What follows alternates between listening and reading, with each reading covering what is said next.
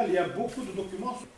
À part le fait de pendant la guerre, il y avait. Il faut attestation, il faut avoir des. مسألة هيستوريا قاعد يشوفوا لي رابور تاع الجياد الجياد ما لازم تعرف تقراهم مكتوب. مكتوبين بالخط المسيب. خط مسيب. وي كريم. On a il y avait une censure complète des médias locaux. من 38 من مراكز جلاس il n'y a aucun quotidien ولا média تونسي actif. يافي افريقيا الفتاة. لا افريقيا بدات جات بوندون لا جير. بوندون لا جير 43. Oui, mais c'était il y a complètement. ما فماش ريسورس الى هذه اللحظه تويكا بتاتر. اما نتصور انه كانوا اسكو لي جورنو كلونديستان تونيزيان كانوا موجودين في 42 43. pas de papier.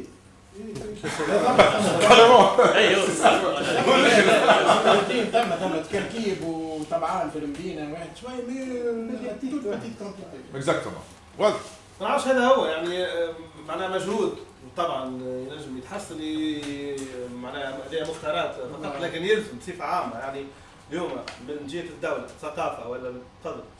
ثم من الذاكره الشعبيه ثم بخصوص في الجنوب التونسي ثم الشعر برشا شعب. وي. الشعر هذه العش علاش وما نعرفش توا صاروا 80 سنه مازلنا باش نحكوا على ناس مازالت تتفكر اما ثم حاجه باهيه في الشعر الشعبي هو انه عاده يتوارثوا الحفاظ هم اكثر شيء منهم كيف البيت اللي قلتونا في منهم قصيده تبدا اش دخلك للحرب يا كومباري اللي نسيت تقول فوزا فاري.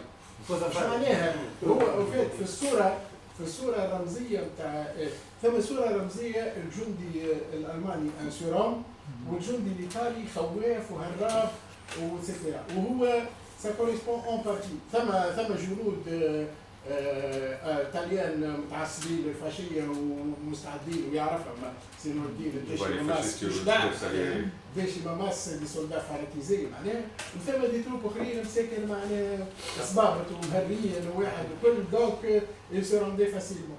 هذه فكره اللي كومباري هو شو دخلك الحرب كومباري هو كومبادري مثل تلاقي ما بين بعضهم يسميوا بعضهم يبداو اصحاب وقت اللي يبداو اصحاب كيما احنا نقولوا يا صحوبه هم يقولوا كومبادري وبالدارجه ولات كومباري واكيد اللي ثم برشا من هالمسائل. بيوت الشعر ثم مثال على تاجر دار المدافع صفة وحالف الالمان الانجليزي صفة. التاجرة هذه كانت تدخل من بين تاجرة فوق الجانتين دو تلفزيون. Donc c'est autour de Tanger l'opération Capri. Exactement. Mais seulement c'est l'inverse qui s'est passé. بقيت البيت Plutôt les Anglais. بقيت البيت كيفاش يكمل مليح الالماني ويقول الالمان كيف الحنش العادي يضرب الكورة مسوقرة من غد. مسوقرة من غد. هذا هو ان شاء الله ما طولتش برشا عليكم. يعطيك ساعة سي ميرسي. ولا ميرسي بوكو سي يعطيك الف ساعة على التقديم هذا مزيان. شكرا على الكتبات الريفيرونس اللي عطيتهم لنا. هذه فرصة باش الواحد يطلع أكثر على الكتبات اللي وريتهم لنا سيرتو اللي بالعربية وبالانجلي. وكيف صحيح باقي ناقصين من كتبات ومراجع تونسية ولكن من الأدوار نتاع الحلقات نتاعنا إنه علاش لا يطلع لنا واحد اخر كاتب اخر في الوينات فهمت كيف نستناو كتاب اخر من كتبات من كتابنا اللي كتبوا ديجا فهمت وكل شكون عنده سؤال اخر ولا سي بون. انا عجبني الديبا كان الحوار كان انتراكتيف. هذه عماد فما حاجه غريبه توا صحيح الالمان ما فماش دياسبورا المان في تونس لكن الطلاينه كي يجوا مع الالمان ثم دياسبورا ايطاليان. إذا كان قبل الحرب سوا ديزون معناها الأغنياء على الطلاينة وصلوا بنوا فيلا في طريق الحمامات الموسوليني باش يستقبلوه. صحيحة. هذيك موجودة في لا سي با فري. هذيك سي لا فيلا اكزاكتومون هذيك فيلا زودياك نتاع اون فامي ريشيسيم ايطاليان فيها دي فريسك إيريك ميتيران في دوكيومون يرجع للتسعينات اسمها تونس شونتي دونس جبد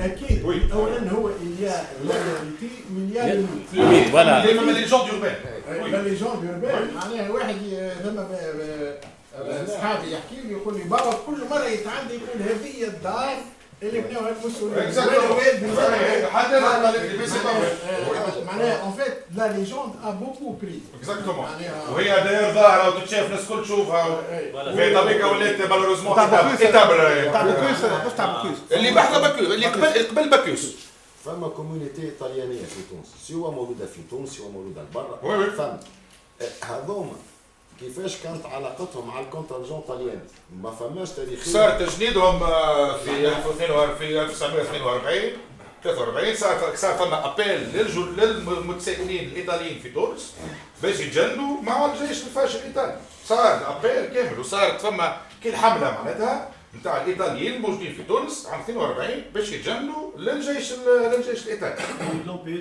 اللون ومش كلهم دبلوا فما ناس اللي مشاو مي فما معظمهم مشاو صراحه مي فما اللي ما مشاوش ومن بعد ما فات الحرب فينالمون ابريتو ان نون بلو لور بلاس ان تونيزي وبداو بشويه بشويه من وقتها الطلاين بشويه بشويه بداو يمشيو قالوا سنوردي تقريبا كيلكو شويه اللي عندهم شويه اراضي مع الطريف زاد مش برشا الاراضي طريف برا زاد مش برشا بعد كلها قطعت هربت الكل ما قعدوش طيب لا ils ont été expulsés. expulsés carrément par les Français. 15 000 Italiens étaient expulsés. Ils sont très rares les Italiens avec la كولابوراسيون جزء من الحرب 44 كلهم كولوم 15 000. exactement oui c'est vrai. Voilà. Donc نتعداو للمحاضرة الثانية البريزونتاسيون الثانية سيدو الدين دويد سي محمد الدين دويد هي ثاني مرة معنا ولا ثالث مرة معنا سيدو الدين احنا سي بون بنفس دونك سيدو الدين دويد هاني على التعريف معنا هو انجينيور الكتريسيان على الريتريت دوبوي 2009 ولكنه un amateur érudit de la Deuxième Guerre mondiale et un spécialiste de la campagne de la Tunisie. كاتب زوج كتبات في الموضوع هذا مهمين برشا اللي هما لا Tunisie dans le tourbillon de la Deuxième Guerre mondiale et un Tunisien au cœur du Troisième Reich. اليوم زين الدين باش يحكي لنا عن Monsenbey pour le destin brisé d'un souverain pas comme les autres. Pas Zinoudine, les quelqu'un. Merci beaucoup de m'avoir donné l'occasion de parler d'un sujet qui m'a toujours été très touché dans son mystère. Monsenbey a été détrôné, mais souvent, sans faire trop de... Les historiens, je pense, les historiens n'ont pas, disons, du moins tunisiens, n'ont pas, à mon avis, rentré trop dans le détail. Comment Monsenbey a été... On connaît des briefs maintenant, mais on ne connaît pas qui a fait ça. Moi, j'ai voulu quand même aller au fond des choses. Bien que les archives m'arrangent très... Il y a beaucoup de documents, mais bon, certaines choses, on n'ose pas les écrire, on les prend sous forme de CB, à savoir quand est-ce qu'on peut les voir. Comment ça marche? Et on peut imaginer beaucoup de choses. Voilà. On ne peut constater la popularité de Monsenbey, mais contester, bon. Mais après sa mort survenue le 1er septembre 1948 à Pau, en France, et ses grandioses obsèques, mais à part le grand nombre de prénoms Monsef attribués aux nouveau-nés de cette époque, ce fut l'oubli. Il a fallu attendre plus de 23 ans pour avoir la première publication en juin 1971 de Sadat Zmerli, son ancien chef de protocole, intitulé Espoir et déception en Tunisie 1942-43. Cette amnésie concernant la mémoire de Monsenbey a rangé tout le monde, à savoir, dans un premier temps, la famille réunion de Monsenbey, et ensuite Bourguiba, redoutant le monsefisme, le considérant comme concurrent potentiel de son mouvement. Après le départ de Bourguiba, 2 livres sur Monsenbey apparus, en 1994 et 1998, écrits respectivement par le cinéaste Amar Khlifi et le chirurgien Saïd Mestin. Ces écrits avaient permis une meilleure connaissance du parcours de ce souverain. On va tenter de connaître les raisons de sa destitution et identifier les principaux instigateurs de ce complot, objet du présent exposé. Qui est Monsenbey? Fils aîné de Nasser Bey, 15e bey de la dynastie, 11 mai 1906, 10 juillet 1922, est né le 4 mars 1881. Fit ses études secondaires au collège Sadiki, lui permettant de maîtriser les 2 langues, arabe et française. Il se maria 3 fois, mais eut 4 enfants, 3 garçons et une fille, avec sa première épouse. On voit ici Monsenbey avec son père lors d'une visite en 1912, paraît-il, au Palais Élysée. Mansour-Bey est un prince patriote dès sa prime jeunesse. Proche du parti Destour, dans un élan patriotique, il poussa son père à envoyer le 5 avril 1922 au résident général une lettre comportant 18 revendications et menaçant d'abdiquer en cas de refus. Le souverain finit par se dégonfler, malheureusement, parce que paraît-il, l'Aqliya ne très. Et devant les menaces du résident général, c'est Lucien Saint. Cette action sera relevée par un des accompagnateurs du président Alexandre Millerand lors de sa visite en Tunisie du 27 avril au 3 mai 1922. Un certain Marcel Piroton de triste mémoire. On va en parler tout à l'heure.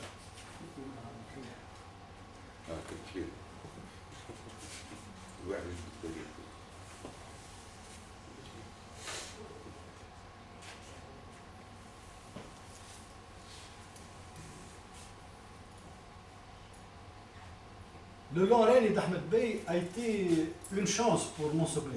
C'est paradoxal, mais c'est comme ça, puisque pendant ce long règne, les trois prédécesseurs, parce que comme la dynastie husseynite était régie par la primogéniture, donc le vieux, ou les bad, et ainsi de suite, donc sa femme, c'est Mansour-Bey, donc il a pu donc monter au trône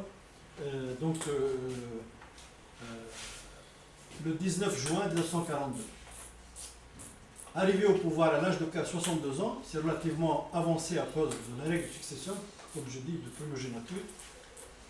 Le souverain arriva au pouvoir en pleine possession de ses moyens physiques et psychiques, ce qui n'était pas le cas de tous les souverains qui arrivent au pouvoir. Ça arrangeait leur protecteur.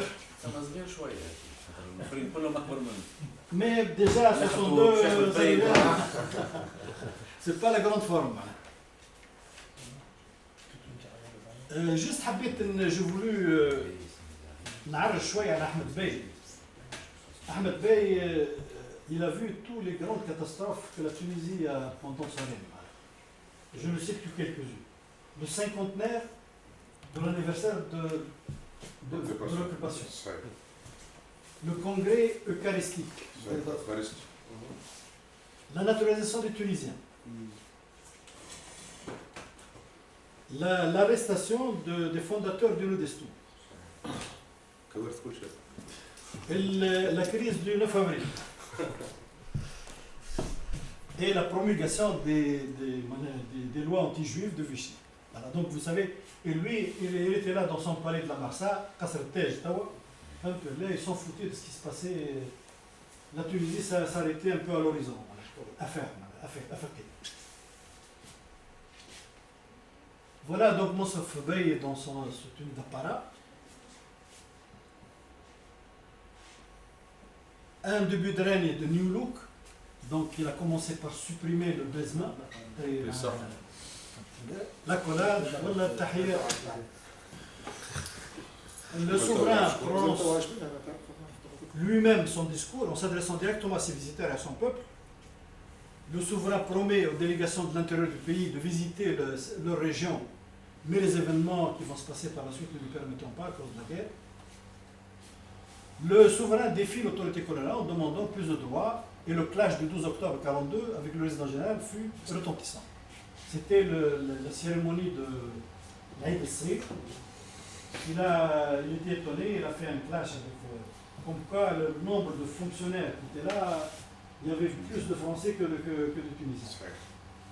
Donc ça a été un peu le premier choc entre lui et Esteva, et ça ne va pas être le seul.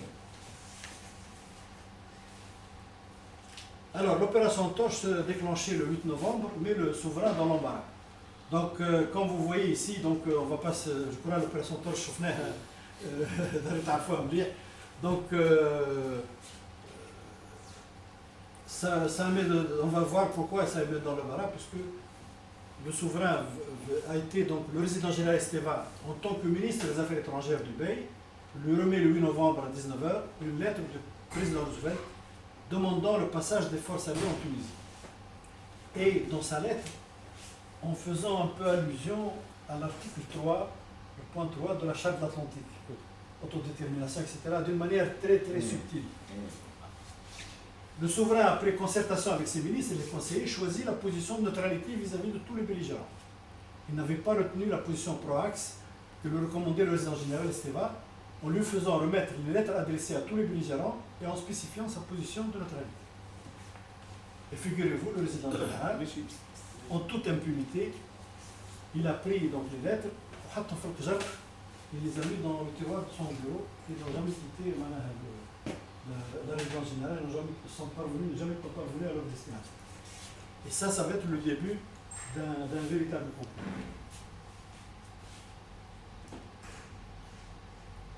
Le résident général, lui, opte pour la collaboration. Il chercha par tous les moyens à persuader le général Barré, chef des forces françaises en Tunisie, à rejoindre les forces de l'Axe, mais ce dernier se déroba. Il a écouté donc le général Join. Je ne vais pas rentrer dans le détail de l'Akhdh ou Rad ou d'Arlan, bon, c'est pas l'objet. Mais disons, voilà ce qui s'est passé en gros. Donc, Barré a pris ses forces, est allé vers l'ouest. Il se cantonna donc derrière Mjadrbe. Il finit alors, Esteva encore une fois, par convaincre l'amiral d'Arlien à mettre la base de Bizerte avec toutes ses composantes au fort de l'Axe. Une trahison incroyable, une chance qu'il donne aux Allemands et comme je saurais faire. Il ouvrit ainsi la Tunisie aux forces de l'Axe qui occupèrent tout le littoral de Bizerte jusqu'à la frontière libyenne sans coup féri.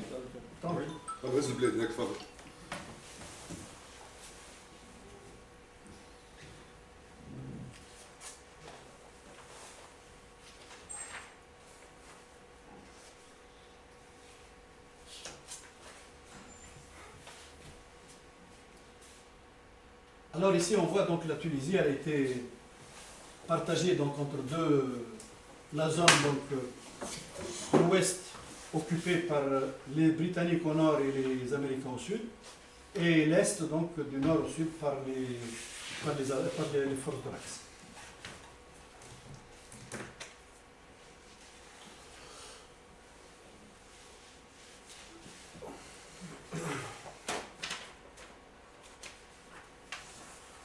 Alors, les Français, pour parfaire leur autorité, du gouvernement provisoire, du comité provisoire, dans chaque littérature, donc en fait c'est un gouvernement, un groupement de gens qui sont ralliés aux Alliés, on ne sait pas, donc d'une entité qui s'appelle gouvernement provisoire à Alger, dans la zone occupée par les Alliés. Ils voulaient donc maintenir dans cette zone, ils ont créé donc une vice-résidence. Et ils l'ont installée donc au Kef. Donc cette vice-résidence, on lui a rattaché les caïdas de Béja, Tabarka, Souklarba, Kef, Gafsa, etc. Le général Jurian fut nommé le vice-résident général et joua un rôle dans la conspiration contre le souverain Mansoubé.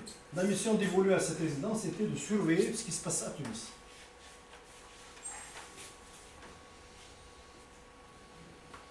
Le premier défi du souverain,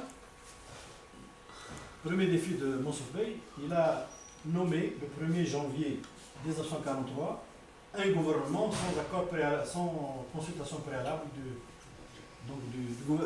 résident général. Et il a mis donc à la tête de ce... Et c'était le premier acte politique par Mbey depuis l'instauration du protectorat du 12 mai 1981. Mohamed Chnik dirigera ce gouvernement. Voilà donc Mohamed Chnik. C'est un homme ancien donc un homme d'affaires, c'était en plus du milieu d'affaires. Il a été membre, je crois, il a même créé une banque, une coopérative pour les agriculteurs. Un homme plutôt tendance archéo-destour, donc ancien destour.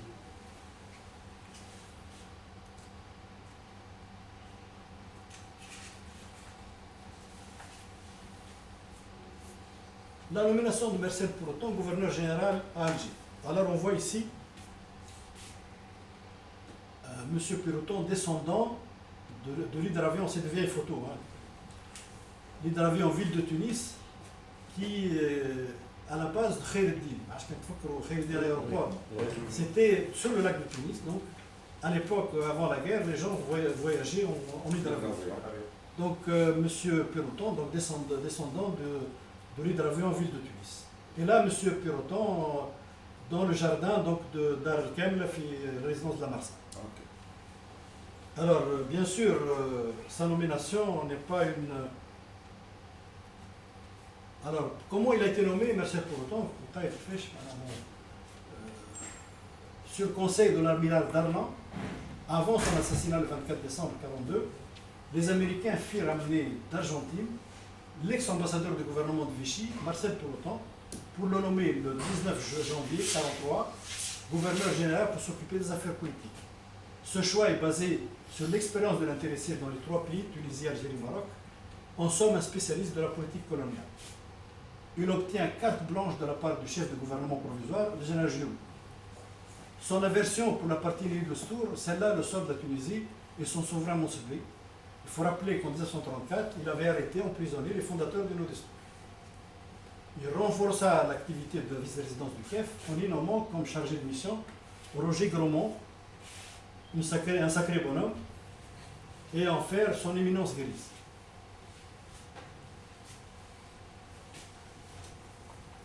Le souverain, de l'autre côté, il était soumis donc, à la pression des Allemands. Après chaque bombardement allié, les Allemands, en la personne de l'ambassadeur du Troisième Reich, Rudolf Rahn, ou son adjoint Mühlhausen, se pressaient chez le Bey pour lui demander la dénonciation de ces bombardements, et ce dernier refusait net. Voilà Fedar Hassin, donc l'ambassadeur du Reich, Rudolf Rahn, dans son bureau. Ici, on le voit avec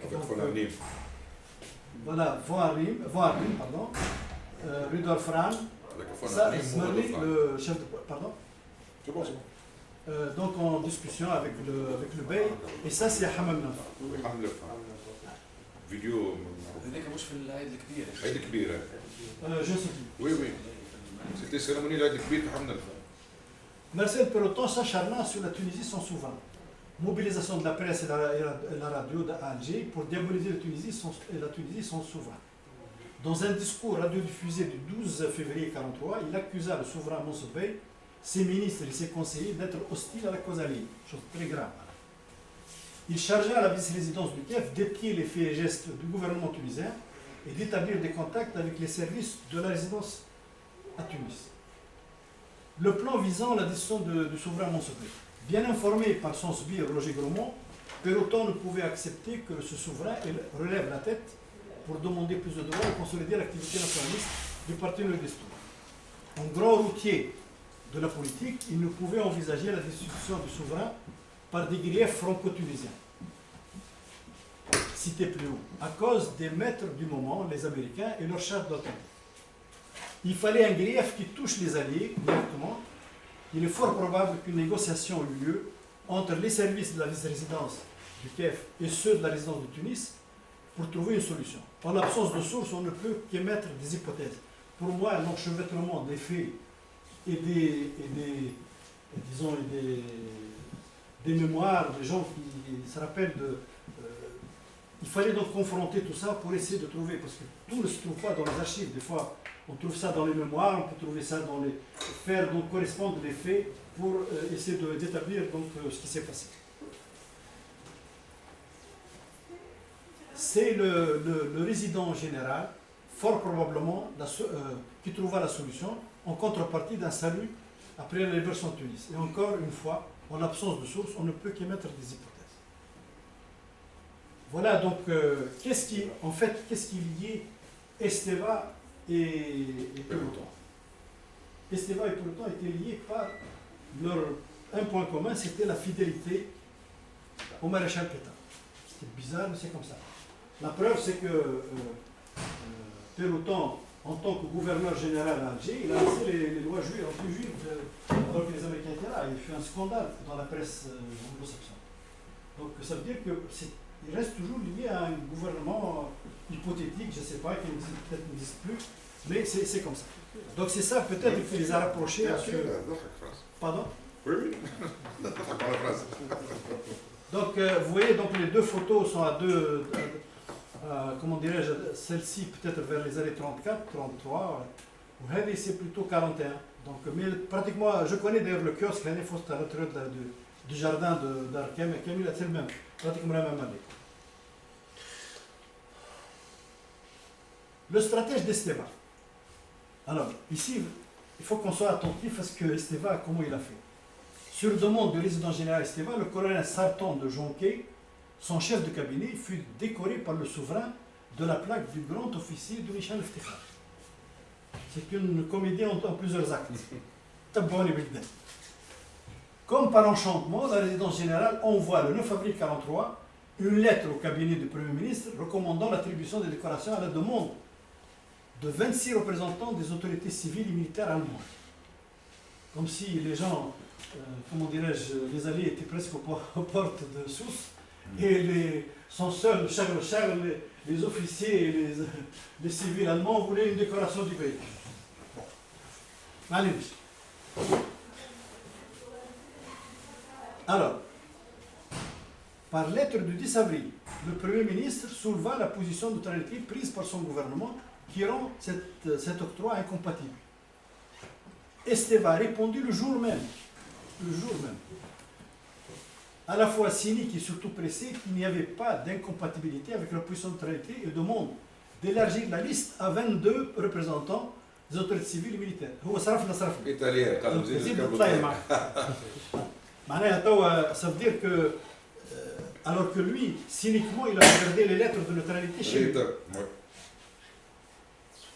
Alors, voilà les lettres, donc, ça c'est la lettre, donc, la réponse, donc, la lettre de Mohamed Chnik, et ça c'est la réponse avec la fameuse signature d'Esteva, elle était connue dans les archives, on les trouve.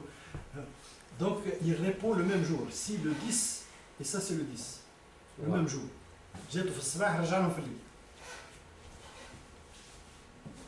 Alors, voilà la liste des décorés. Donc, je crois les Italiens, voilà. Les Allemands, pardon, ça c'est les Allemands et ça c'est les Italiens. Alors, vous remarquerez un truc un peu bizarre, c'est que sur la liste des Italiens, il n'y a pas le général Metz. Ça n'existe pas. Il n'a pas été décoré. Les Allemands, il y a le général. Von Arnim, il est là. Il est là, oui. Et les généraux de division, etc., ils sont là. Oui, bon, je ne sais pas très bien. كلهم موجودين هنا. حتى برويك ديزامبانزا كلهم موجودين. De l'autre côté de l'Italien, il n'y a pas Metz. C'est formel décoration. Ils n'ont pas décoré les grandes. لا ils ont décoré du côté allemand من l'ambassadeur jusqu'au simple, enfin de quelques officiers bien sûr. Mais ils ont négligé. Du côté italien Metz ما جاش. Je sais pas pourquoi, peut-être. لا مخلوق وقتها c'était comment quand le date c'était quand ça c'est le 10 avril. Il avait d'autres chefs. Exactement. Le chef suprême, c'est Von Arnim. Exactement, c'était Von Arnim, ouais. En tout cas, Von Arnim, également, le Rudolf Rahn aussi a été décoré. Par rapport à l'Aïd Kbir, est-ce qu'on a par rapport à la cérémonie de l'Aïd Kbir et les photos qu'on a vues tout à l'heure, la décoration par rapport à la cérémonie de l'Aïd Kbir. Je n'ai pas vérifié. Est-ce que Monsefei a rencontré Von Arnim plusieurs fois avec le soleil? C'est possible, plusieurs fois sur lui. Voilà. Alors, le souverain Monsefei tomba dans le piège tendu par Esteva.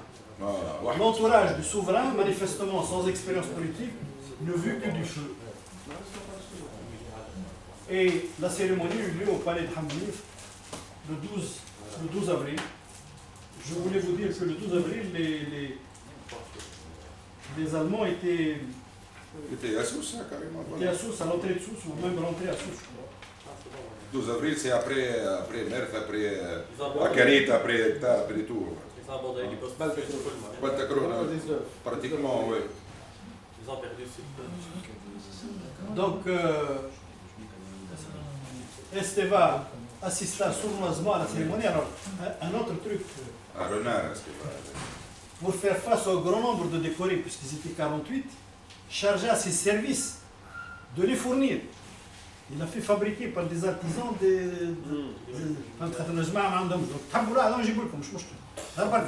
faites le travail.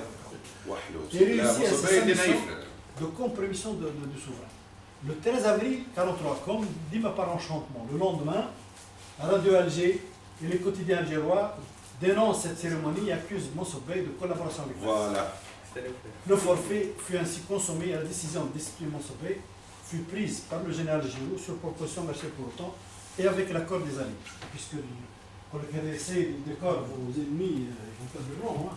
C'est pour ça que les Américains et les Britanniques, même les Britanniques et même